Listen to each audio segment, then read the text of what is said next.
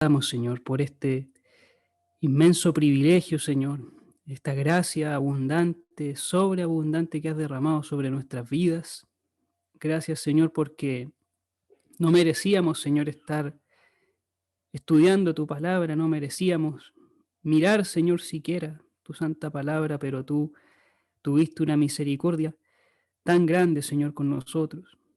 Merecíamos, Señor, la condenación por nuestros pecados y tú nos permites, Señor, tener este tiempo junto a tu pueblo, junto a tus santos.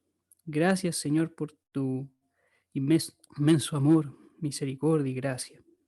Señor, te rogamos que seas guiando este tiempo, que ocupes, Señor, eh, mis capacidades, Señor, que son escasas, Señor, que tú guíes, Señor, estas debilidades y sean tus fortalezas para la edificación de tu pueblo, Señor. Ayúdanos, Señor, a comprender tu palabra, a disfrutarla, a alimentarnos de ella, Señor. Te lo imploramos, Señor, te lo suplicamos por misericordia nada más. En el nombre santo y bendito de tu Hijo Jesús, único Señor y Salvador. Amén. Amén, hermanos. Estamos estudiando la palabra de Dios en una serie que se llama La Biblia, libro a libro. Cada domingo estamos llevando adelante la, la explicación, el estudio, escudriñar un libro a la vez, un libro de la Biblia a la vez, cada domingo. Y el día de hoy nos encontramos ya casi llegando a al último sector del Antiguo Testamento, que es el profeta Miqueas.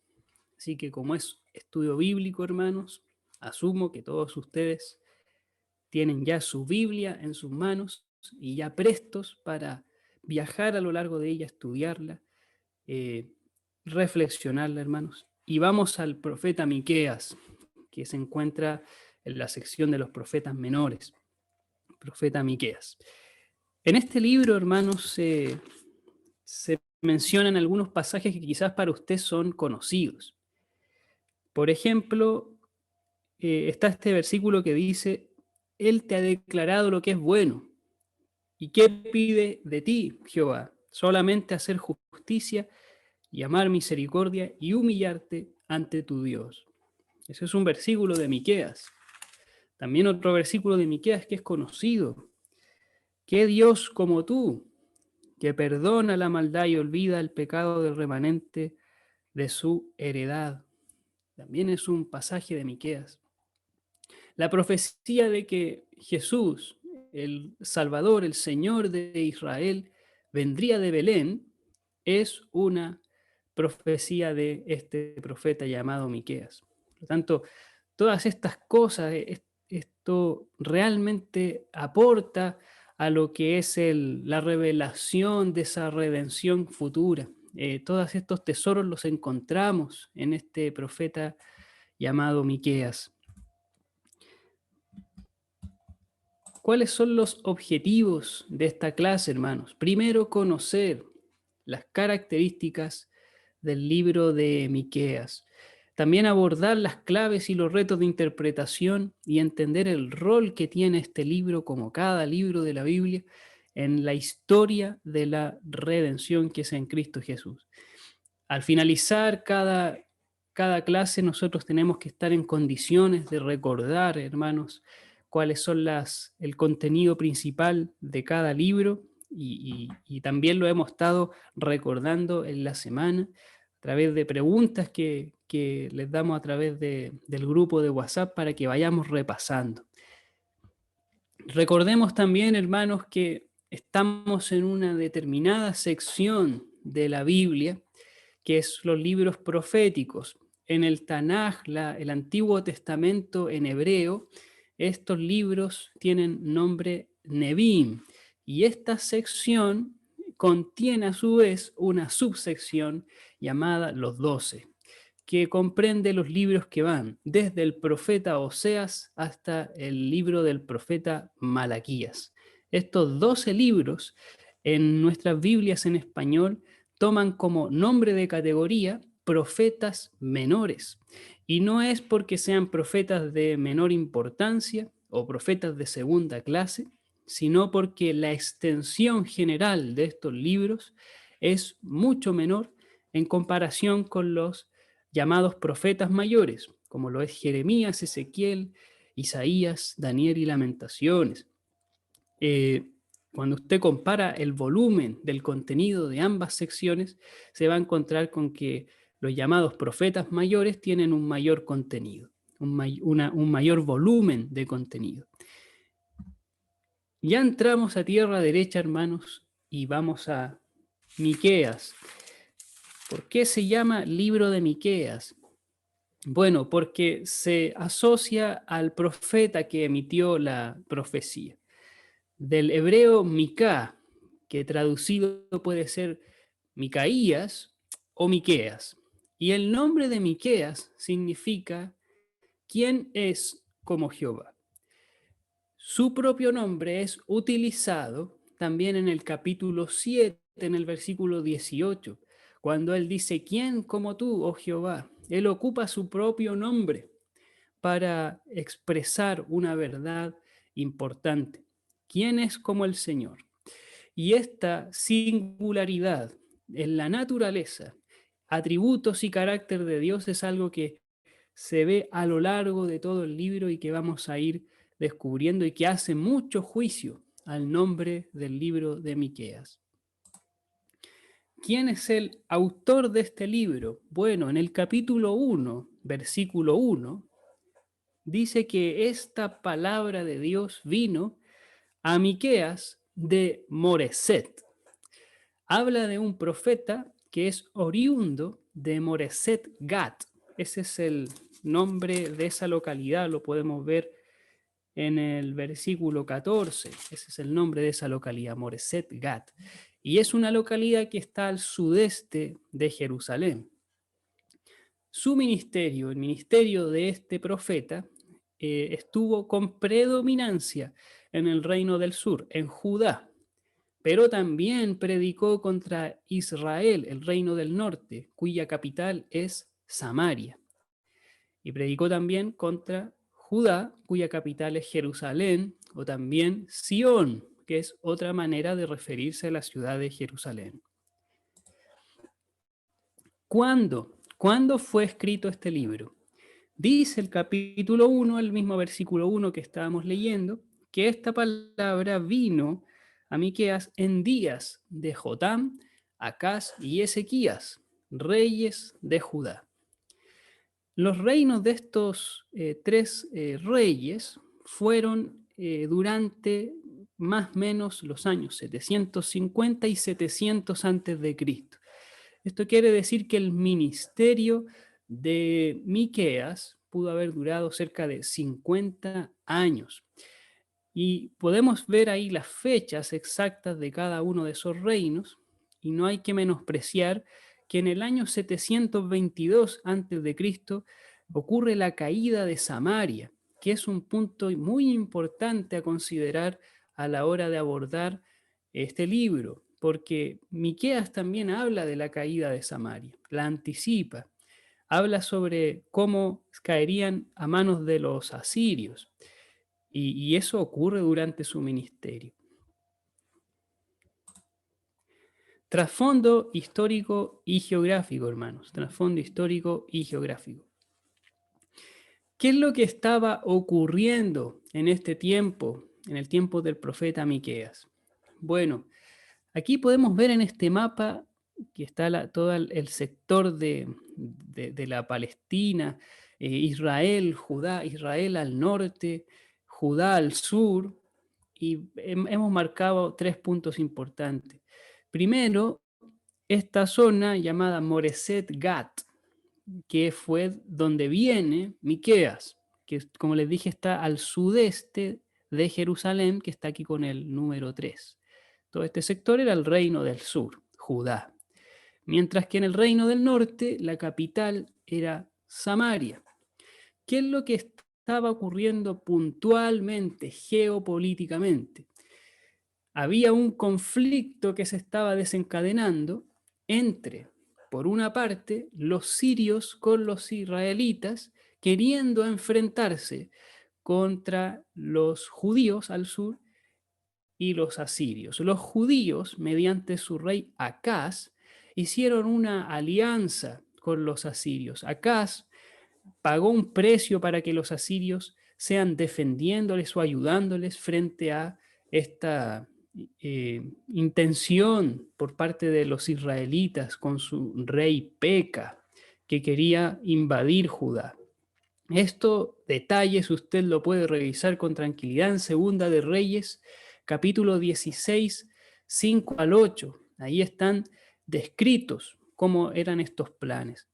También otra cosa que debemos considerar es que Asiria, que había sido el supuesto defensor de Judá contra esa intención, termina finalmente invadiendo y exiliando a israelitas en Samaria. Esto aparece en Segunda de Reyes 17. Los asirios venían del norte, era un imperio vasto que estaba al norte de Israel y iban a destruir Samaria. Y también Asiria desde el norte comienza a hacer sombra hacia el sur, comienza a destruir Samaria y ya empieza a amenazar Jerusalén e invade Judá en tiempos del rey Ezequías. Esto aparece en Segunda de Reyes 18, 13 al 37. Judá finalmente termina siendo en parte invadida por Asiria.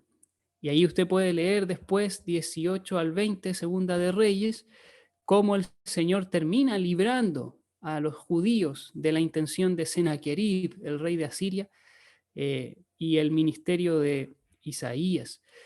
Hay que mencionar también, hermanos, que el profeta Isaías es contemporáneo al profeta Miqueas. Miqueas dice que predicó en tiempos de Ezequías, e Isaías también confrontó a Ezequías. Venían de distintos lugares, pero tuvieron un ministerio en común en particular.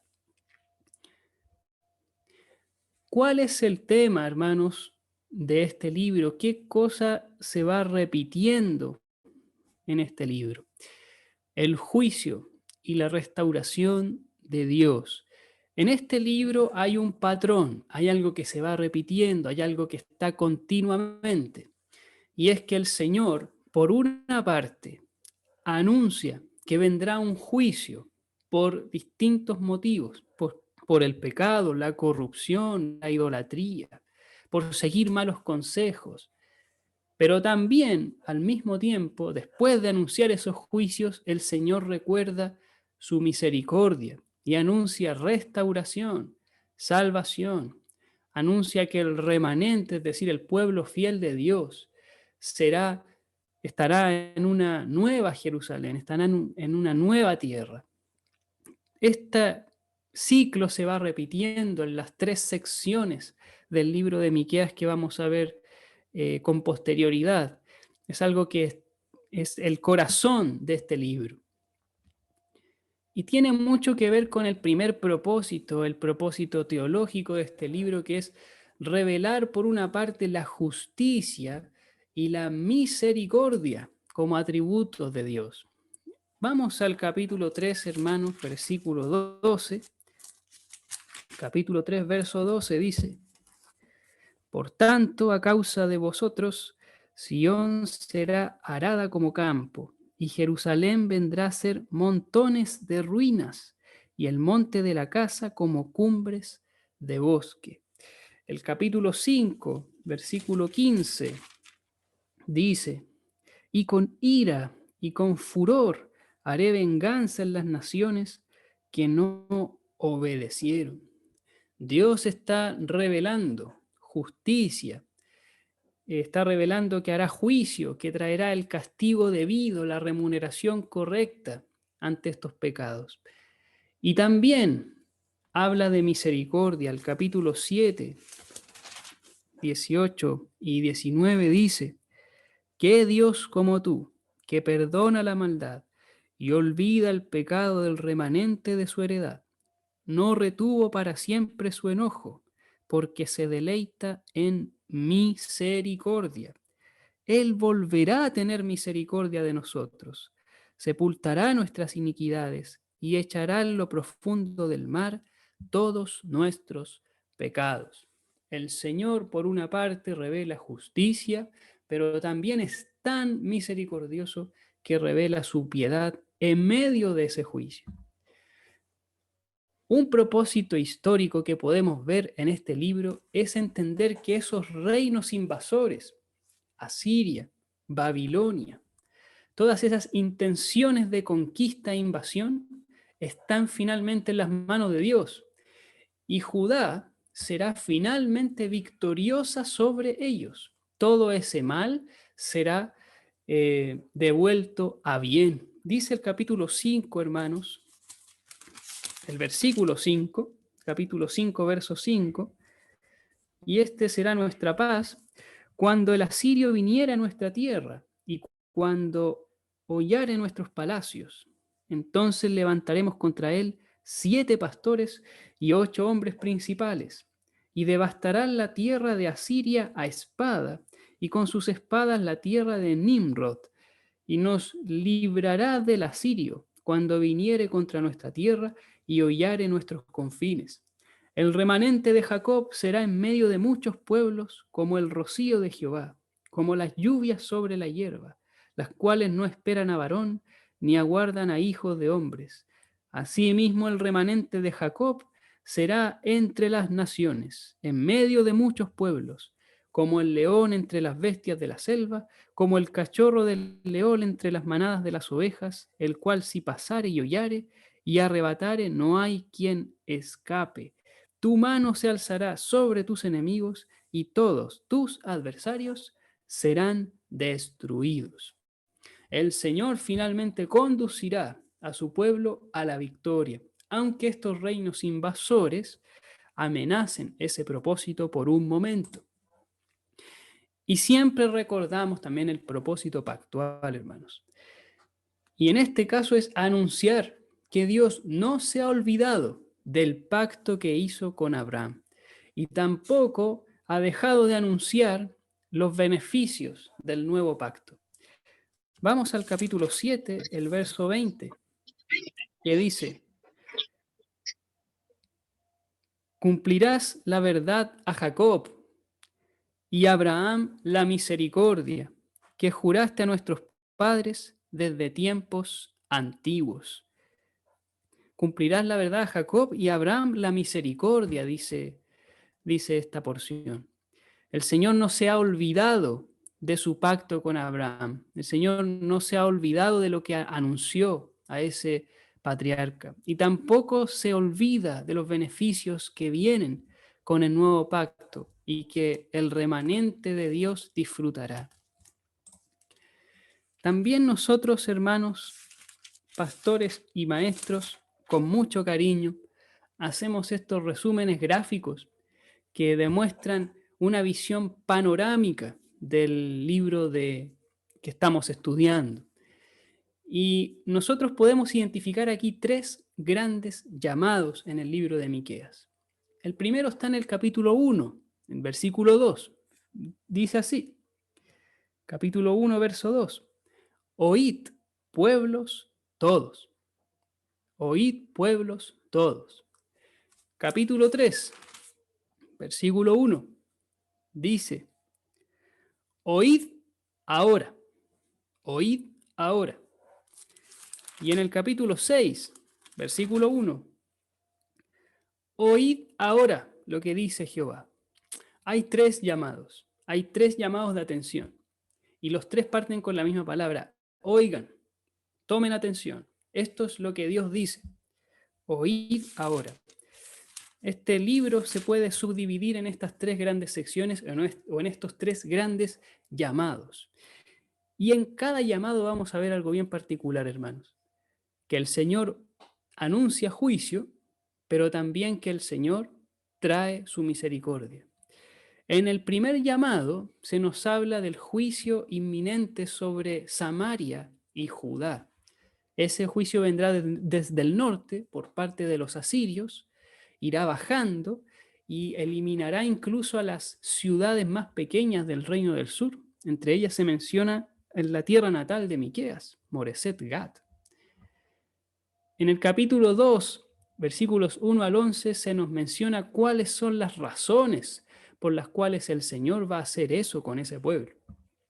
Y tercero, la promesa de restauración. Como les dije, Dios promete juicio, pero también en el mismo llamado promete restauración y salvación. En el segundo llamado se hace una acusación contra los líderes, contra los dirigentes del pueblo de Judá, y les anuncia ese juicio. Pero también se les hace una promesa de un reino glorioso, y también se les promete un Mesías que vendría de Belén. Y en el tercer llamado se hacen en el capítulo 6 acusaciones contra el pueblo, pero en ese mismo llamado también una promesa de victoria y salvación definitiva. Entonces podemos ver esto, hermanos, en cada llamado de Dios, el Señor anuncia su juicio y también anuncia su salvación. Y quiero que también veamos algo que es interesante, hermanos, que en cada llamado hay ciertos destinatarios. En primer lugar, en el primer llamado se habla contra la nación completa, contra Judá e Israel. No solamente contra dirigentes o contra los súbditos, sino contra toda la nación. Y toda la nación será juzgada, pero también se nos habla de que el Señor guiará a su pueblo como un rebaño, el pueblo de Dios, el remanente fiel, los que verdaderamente obedecen al Señor serán guiados como un rebaño, como una nueva nación. En el segundo llamado se hace un juicio ahora contra los dirigentes, contra los líderes de ese pueblo, contra los líderes judíos. Se habla de los príncipes, de los sacerdotes y de los profetas. Pero también se promete un rey Mesías. Cuando se hace el llamado, se hace este juicio contra esos dirigentes, contra ese rey malo, contra esos príncipes que habían caído en el pecado, también se promete un rey perfecto. Y en el tercer llamado se anuncia juicio contra el pueblo, pero también se habla de la restauración de ese pueblo. Entonces vemos, hermanos, este patrón nuevamente confirmado. El Señor juzgará, pero también salvará. ¿Dónde ocurre esto? Bueno, el ministerio de Miqueas se enfoca en el reino del sur, ya lo habíamos dicho, pero también hace alusiones al reino del norte. ¿Y cuándo ocurre esto?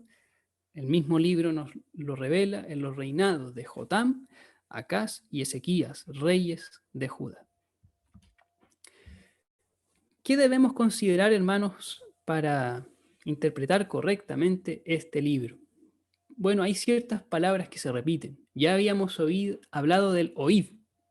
Oíd, tomen atención, escuchen esto. Esto es palabra de Dios. También se repiten mucho las palabras montes y valles. El Señor ilustra cómo será su juicio mediante una destrucción de todo el orden natural que se veía. Por una parte, los montes serán derretidos, dice, serán aplanados, y los valles serán alzados o serán aplanados también. Es una forma de ilustrar cómo será el juicio de Dios. También se habla del rebaño, el remanente de Dios, es decir, esa porción del pueblo que sí era creyente, que sí eran fieles y que pertenecían a esa nación, son considerados un rebaño, son considerados las ovejas de Dios. Y también se habla mucho de la heredad. Hay ciertas frases que también se destacan. Aborrecen lo bueno, pervierten el derecho, juzgan, enseñan, profetizan por dinero, por ganancia. También dentro de cada capítulo hay ciertos versículos que usted también puede destacar, sin perjuicio de que toda la escritura es inspirada por Dios. Capítulo 1, podemos destacar el versículo 5. Capítulo 2, podemos destacar el versículo 1. Del capítulo 3, los versículos 1 al 3. Del capítulo 4, los versículos 1 y 2, del capítulo 5 los versículos 1 al 4, del capítulo 6 el versículo 8 y del capítulo 7 los últimos dos versículos. ¿Qué personas también están aquí mencionadas? Bueno, hablamos del profeta Miqueas, se menciona también a los reyes, los príncipes, los sacerdotes, los profetas, y también se mencionan a los pobres que eran despojados de su heredad, de su herencia. Lo que se estaba haciendo finalmente era que se estaba quebrantando un principio de la palabra de Dios, que es la propiedad privada. Los pobres se les era arrebatada su propiedad. Entre hermanos ellos se robaban sus cosas y los dirigentes favorecían el juicio para que se perpetrara ese robo. Y si bien se mencionan muchos lugares, los principales son, sin duda, Samaria como capital del reino del norte, que sería destruida por los asirios, y Jerusalén, que también se hace alusión a ella por Sión. Otras claves de interpretación que tenemos que considerar es cuáles son las causas por las cuales vino este juicio y cuáles son las consecuencias también de ese juicio. ¿Por qué Dios castigó a Judá y a Israel? Podemos ver eso en la corrupción e injusticia de este pueblo. Corrupción e injusticia. Y si bien hay varios versículos que ahí aparecen destacados, hermanos, que usted lo puede revisar con más tranquilidad en su casa cuando repase esta clase, quiero que leamos el capítulo 3, los versículos 8 al 12. En esta porción, en cierta manera, se resume cómo era el nivel de corrupción que había en este pueblo. Fíjese lo que dice. Mas yo estoy lleno de poder del Espíritu de Jehová y de juicio y de fuerza, para denunciar a Jacob su rebelión y a Israel su pecado. Oíd ahora esto, jefes de la casa de Jacob y capitanes de la casa de Israel, que abomináis el juicio y pervertís todo el derecho, que edificáis a Sión con sangre y a Jerusalén con injusticia. Sus jefes juzgan por cohecho y sus sacerdotes enseñan por precio, y sus profetas adivinan por dinero, y se apoyan en Jehová diciendo, ¿no está Jehová entre nosotros?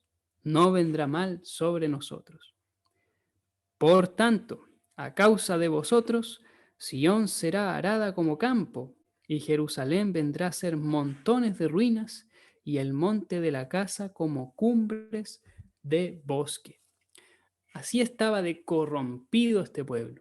Los capitanes, los dirigentes de este pueblo, los reyes, sus sacerdotes, sus profetas, todos estaban entregados al Dios del dinero.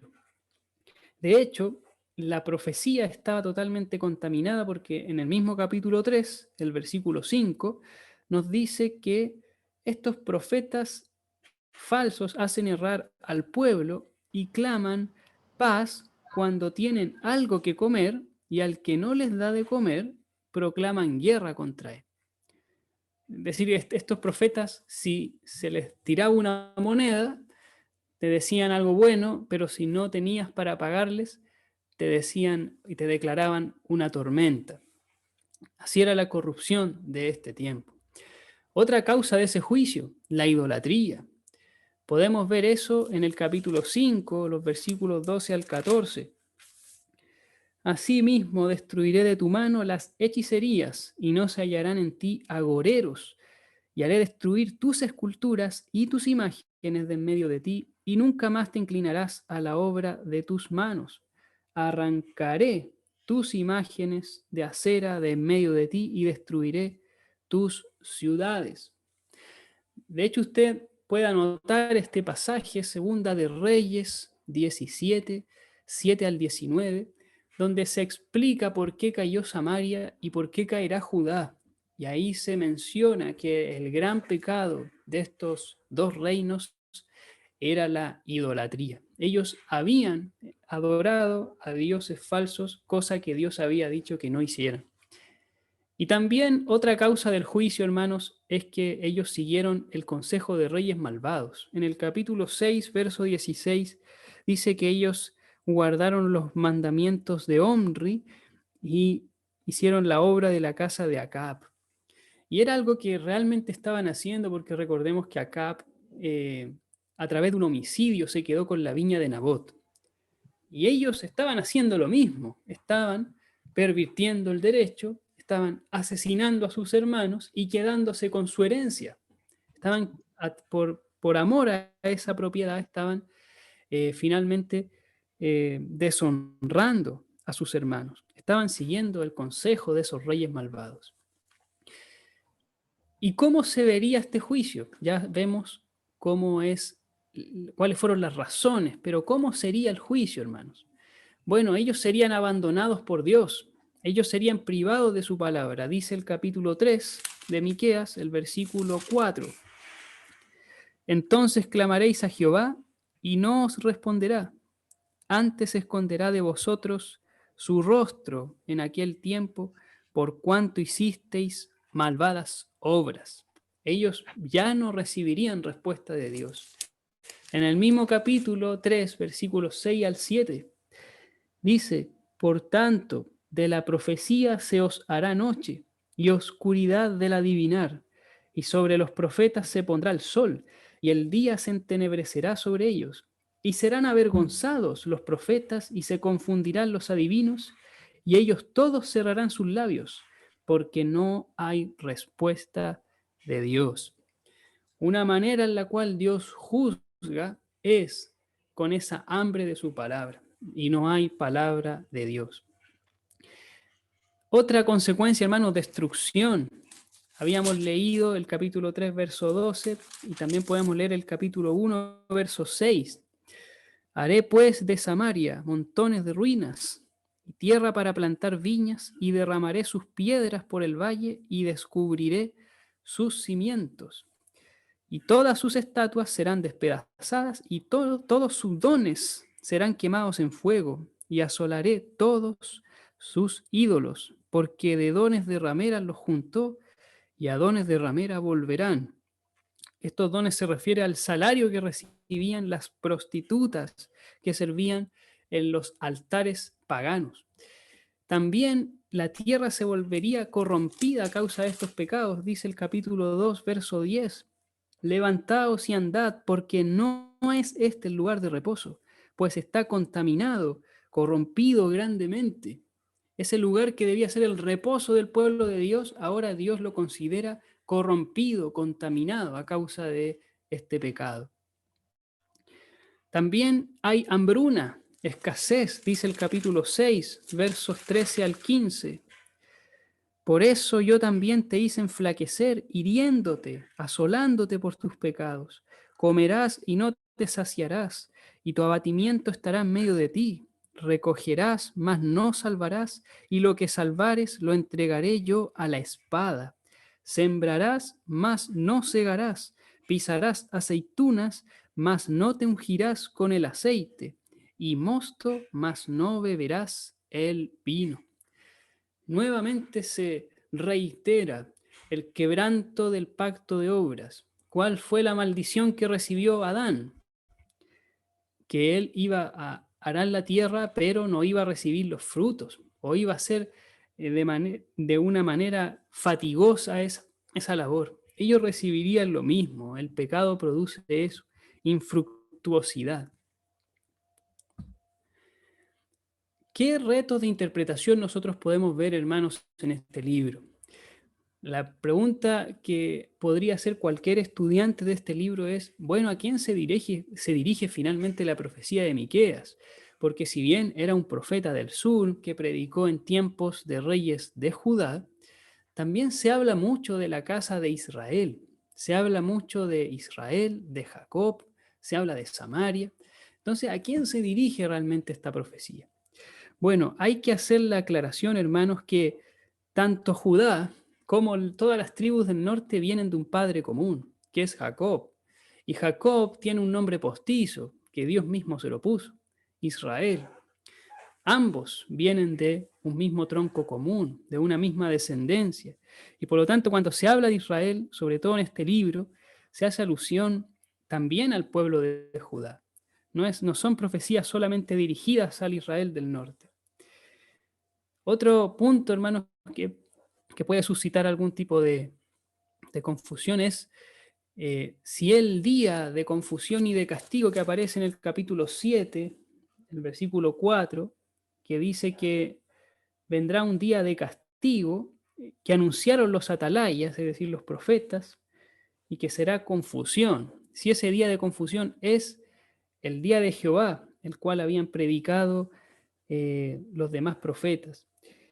Y de hecho, en los versículos 5 al 7 de ese mismo capítulo se utiliza unas palabras que el mismo Señor Jesús ocupó, que es que los enemigos del hombre serán los de su casa, que el padre entregará a la hija y la hija al padre y la nuera contra su suegra.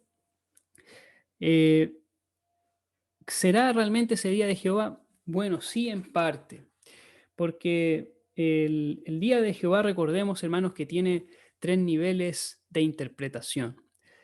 Y ellos podrían ver que eso se había cumplido cuando serían destruidos por los babilonios, y también podrían verlo posteriormente con la invasión de los romanos en el año 70, pero donde veremos totalmente y plenamente ese día de Jehová será cuando el Señor Jesús juzgue a todas las naciones. Importancia doctrinal. ¿Qué cosas se destacan en este libro que son muy importantes recordar, hermanos, sobre todo para lo que es la doctrina de Cristo? Primero, hermanos, que la decadencia espiritual se manifiesta en un rechazo a la palabra y una apertura a la falsa doctrina. En el capítulo 2, los versículos 6 y 7, se nos menciona de que este pueblo de Judá no quería a los profetas verdaderos. Les pedían que no les profetizaran, les pedían que estuvieran callados. De hecho, en el versículo 11 del capítulo 2, Dios representa su juicio en que el profeta del pueblo será un falso profeta. Es decir, el consejero real, el consejero espiritual del pueblo terminará siendo un falso profeta. Esta es la manera en la cual Dios juzgó a este pueblo. Así lo dice el versículo 11. ¿Y qué característica tienen estos falsos profetas? Que profetizan de vino y de sidra, dice. Que profetizan por dinero. Y que profetizan cosas buenas. Y dicen que vendrá paz cuando no hay paz. La decadencia espiritual de un pueblo, hermano, se manifiesta de esa manera. Rechazo a la palabra de verdad y también apertura a la falsa doctrina. Como le dijo el apóstol Pablo a Timoteo en su segunda epístola, que vendrá tiempo en que vendrán burladores o falsos profetas que se guiarán por su estómago y que muchos seguirán sus disoluciones porque tendrán comezón de oír. Eso quiere decir que querrán escuchar algo novedoso, algo que es acomodado a sus propios caprichos. Y de esa manera tendrán grande éxito. Eso, hermanos, también lo podemos ver en el estado de la iglesia evangélica actual. Es decir, muchos falsos profetas que se han levantado, que no son fieles a la Escritura y que predican una serie de pasos para ser próspero o para tener una sociedad próspera, para tener una sociedad justa. No solamente me refiero al evangelio de la prosperidad, sino también al evangelio de la justicia social.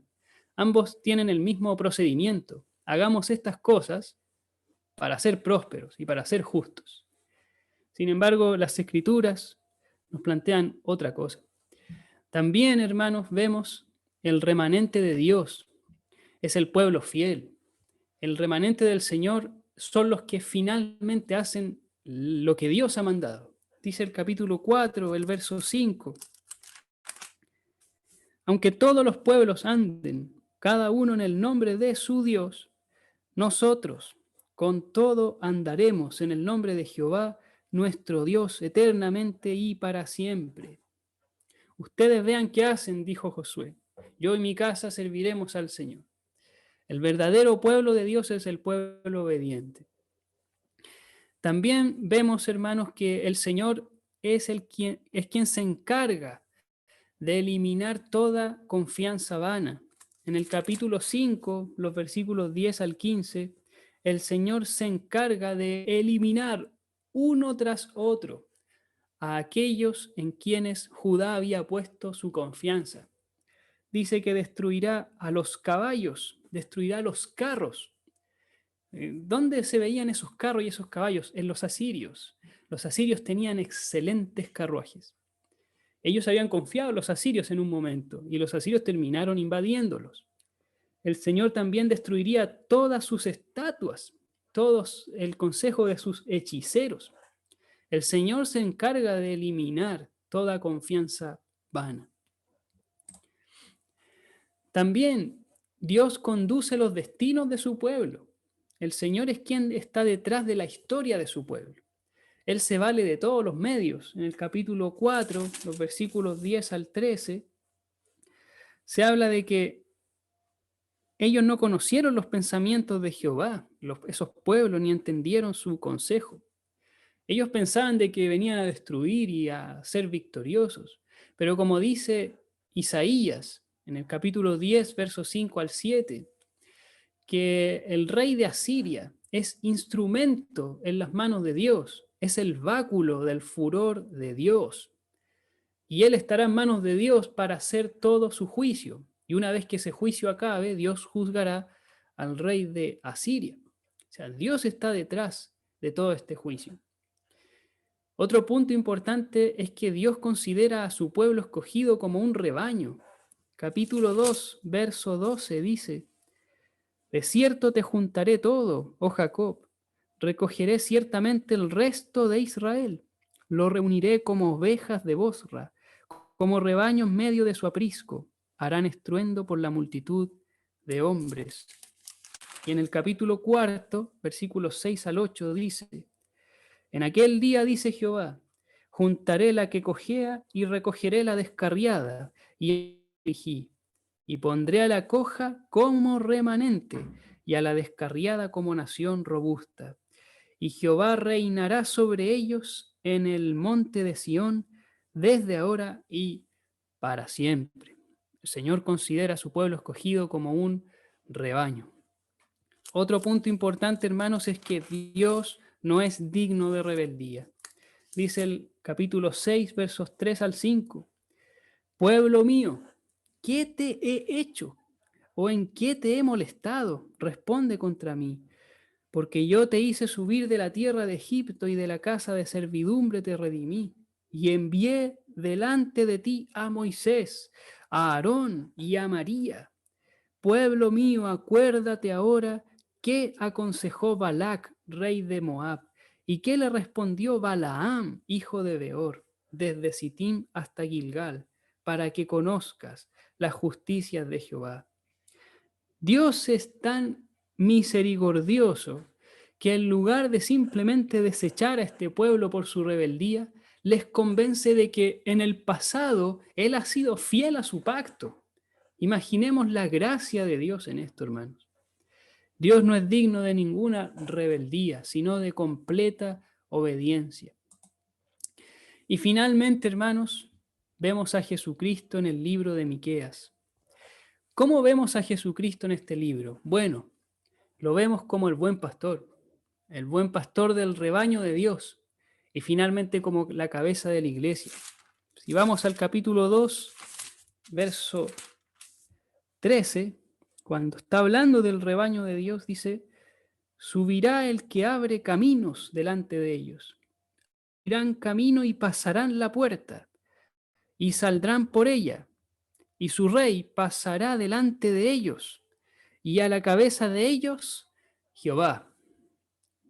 Cristo es la cabeza de la iglesia, es el buen pastor que saca a sus ovejas por la puerta y dice que saldrán y entrarán y hallarán pastos.